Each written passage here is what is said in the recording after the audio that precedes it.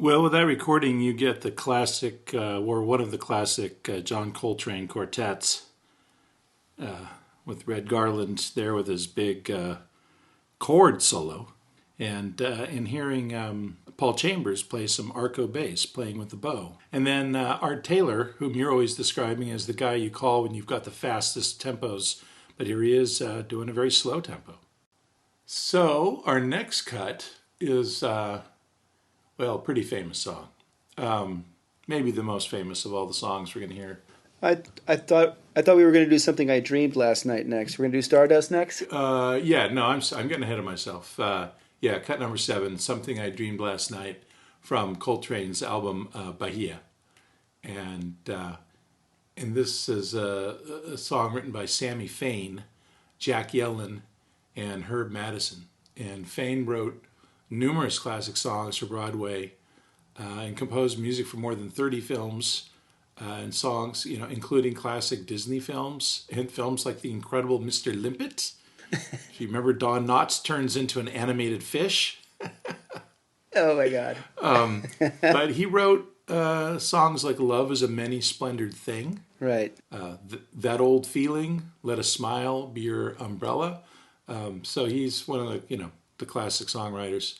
And yeah. And this was covered by Miles Davis originally, or not originally, but it was kind of a song associated with Miles. And I'm assuming that's where Coltrane first probably played it or heard it. They didn't record it together. I think Miles records it on those earlier records. Yeah. If he did record it with Train, maybe Train doesn't play on it, and Miles does it as a solo piece, like My Funny Valentine. He used to do that with too. Right. I picked this song because it's got an unusual form. Most of these songs are AABA or basic binary form ABAB. By the way, I'm going to quickly mention for those who don't understand when we're talking about A and B and C. A is usually the A part, meaning the verse, and B is usually the B part, meaning the chorus, and then a C part is usually a bridge. And so musicians, for shorthand, when they're kind of discussing... Yeah, well, not actually in this context, in jazz standards, the lingo is a little different than in normal songwriting parlance. In the way the jazz guys do talk about the forms, often the verse is almost like a preamble that's usually discarded and not played. So they would do that if there was a singer because it's setting up the big song. So it'll often be, they do it in Lush Life, that whole little beginning part. They never go back to that. That's like a introduction verse. Now, would that be called an A part? And then, would they call that an A part? No, that would be called an introduction verse. Yeah. And then you play the chorus. And this is different than pop songwriting. I know pop songwriting, you have your verse, chorus, bridge, chorus, out. Right? That's pop songwriting. Yeah, something like that. Modern songwriting. Yeah, the older Broadway stuff and the way the jazz guys interpret it is different. It's the verse is you never go back to it, and the chorus is the big song, is the big lyric with the big hit, and the chorus is A, meaning part 1, and then part 1 gets repeated harmonically where the words get more developed, and the B section, called the bridge, ironically enough, functions as a second section where the words are different and the harmonic sequence is different. And then the third section is the last A, which is the same as the first and second A. Typically, sometimes the second A varies a bit. So that's how the songwriting form works in this kind of music. Uh-huh.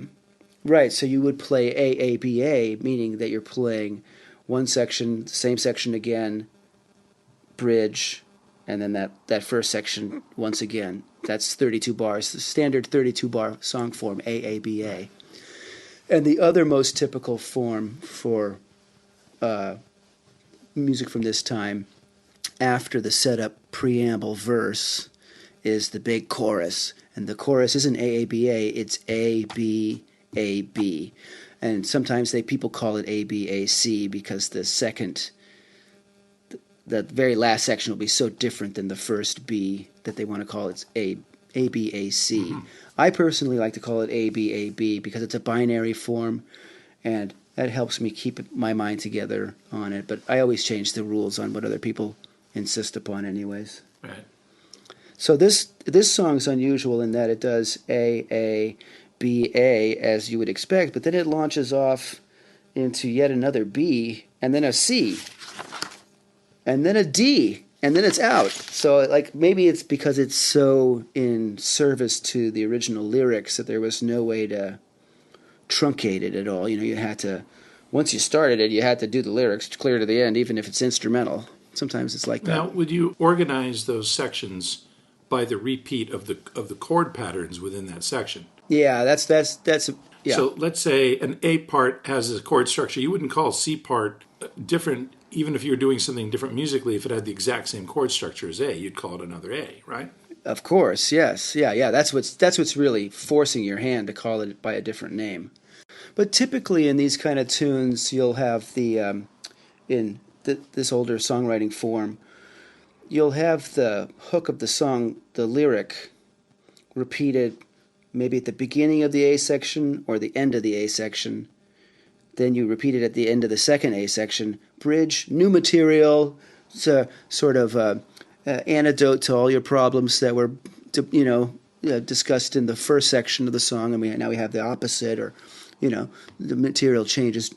And then when you get to the last A section, you can really deliver the name of the song yet again to hammer everybody over the head.